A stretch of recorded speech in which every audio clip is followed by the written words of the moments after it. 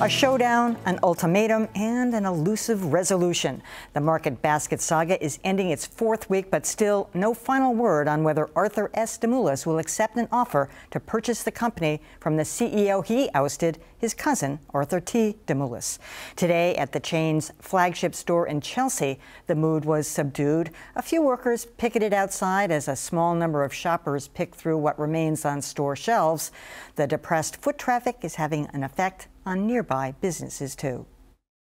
We would have regular customers that would go shopping, food shopping, come over with their children after or prior. It hasn't been too bad, but we do miss the regular people, regular customers that have come in, before shopping and lunchtime.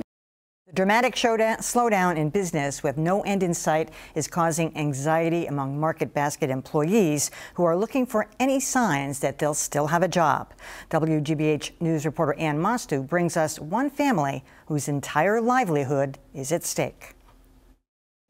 There are no outward signs of Market Basket goods in this Lowell home, but make no mistake, Sue and Mike Pieslak are truly a Market Basket family. I started at 16 years old in Haverhill, the Haverhill Westgate Market Basket, and then at 19 I went up to the main office to be an executive secretary, and that's still what I'm doing.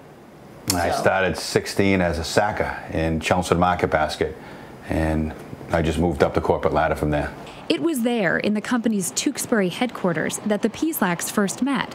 They got married and had Julie, now a teenager.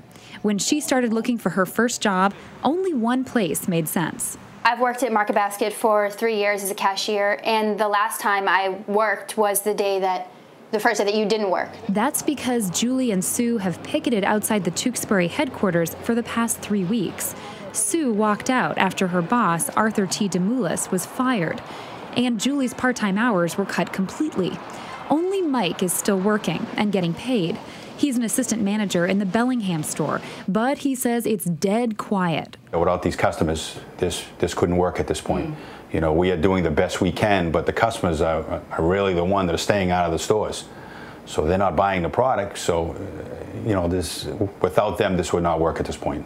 While the protest is working, the Pieslaks are getting nervous. They have savings, but with only one income, they decided to cancel a long-planned family vacation. Why are you spending this money? Who knows how long you're going to be out of work? But I think a big factor was I don't think we'd have a good time. I think our minds would be on Market Basket.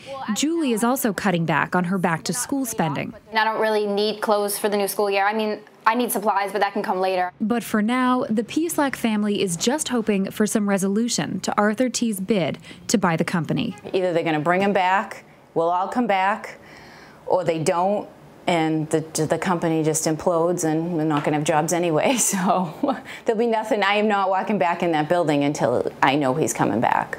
Ann Mostu, WGBH News. Now, protesting Market Basket workers have something else to consider, an ultimatum from the company to show up for work by Friday or face eventual termination. I'm joined by two employees at the Market Basket in Chelsea. Angie Castillo is a customer service associate who has been with the company for 6 years, and Emma Canine is an assistant front-end manager who has been with the company for 4 years. And both of you have not been working. Yep. Correct. Yeah. So the first question everybody wants to know is, how do you manage? Aren't you worried? What do you do about your finances? At this moment, I'm struggling through all the layoff that they gave to the company, especially for the part-timers, and especially I have a daughter that's 10 years old. It's really hitting me hard because I have to support her, and she's going back to school soon. So.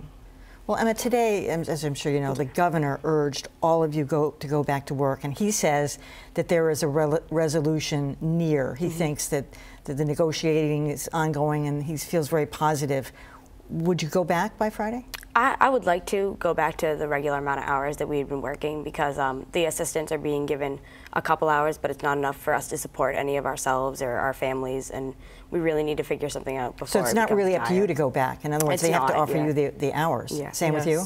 Definitely. Exactly. So people can't just start showing up and get paid? No, we don't have enough food or customers to have viable hours. How do you feel? What if this sale goes through and it's Hannaford who buys it and not, Arthur T. Demoulas? Will that be okay? No, it wouldn't be okay, because Arthur T. Demoulas is a person, a loyal person that respects us and knows that where we stand. He knows every part of our family, that when he goes in, he introduces himself, he says hi to everybody, and it's all the support. It's not because of one CEO that we want back. It's the standard of what Market Basket means for a family to be together. You know, most people just can't even imagine being this loyal to a boss. Do you feel the same way about him? I mean, optimally, yeah, we would like our old CEO back because it's the way that it's been run for years now. But I know that the customers just want their old supermarket back because the prices are just not the same, and they think that if Hannaford buys it, it won't be the same quality of food they're used to. So on this ultimatum, so the full-time people are really the ones whose choice it is. Would you encourage them to go back? Because they're kind of affecting your situation too. They are, but at this moment, they're still standing strong. No matter if their hours are cut back, they're still supporting us in a way that we still have our beliefs towards Arthur T. Demoulas. I mean, the company is losing millions by some estimates a day, as you saw by our setup piece. Surrounding businesses are being profoundly affected. I mean, it's putting a huge dent in the economy. 25,000 employees, the managers. I mean, yes, definitely. Our Chelsea Market Basket, it's like basically family towards where you meet all your relatives, or when you see lost long friends, of course, and it's really going down for our supermarket. How long have you worked there? I've been working since I was 14 for the company. Really? Yeah, so technically I've been in 3 different stores, and it's always been connective with me to work for Market Basket. I mean, on like a bigger scale, it's like a livelihood too, because I've only been there for 4 years, but my father's worked there for 32 years. So you're one of those families too. Yeah, we just need like the way of life back, because I need my father needs a salary, and we can't really go on the way that it has been. Now, and you need to buy school supplies I do, yourself. yeah. I'm going back to school, so I need to be able to afford my books and all the things that come with that. So I really would like to have my regular hours back. What are you going to do if, Angie, if you don't go back, if the other employees don't go back? I mean, you all could lose your jobs.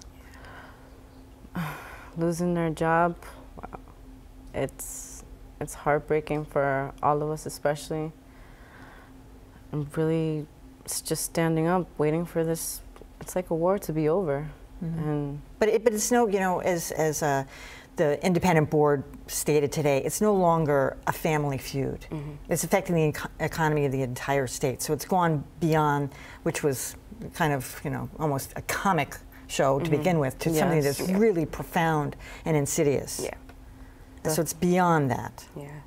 Which is why I think they need a resolution fairly quickly, because if it's affecting, if it's affecting the whole state, no longer just the part-time workers or even like our employees, then there has to be something done, because it's not the family anymore, and we're tired of it. Are you reaching out to some of the other employees and talking about this? Definitely.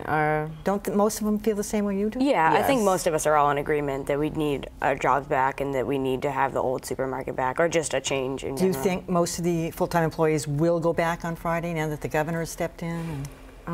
I doubt. I don't think so. I don't think so. Until he's CEO. Wow.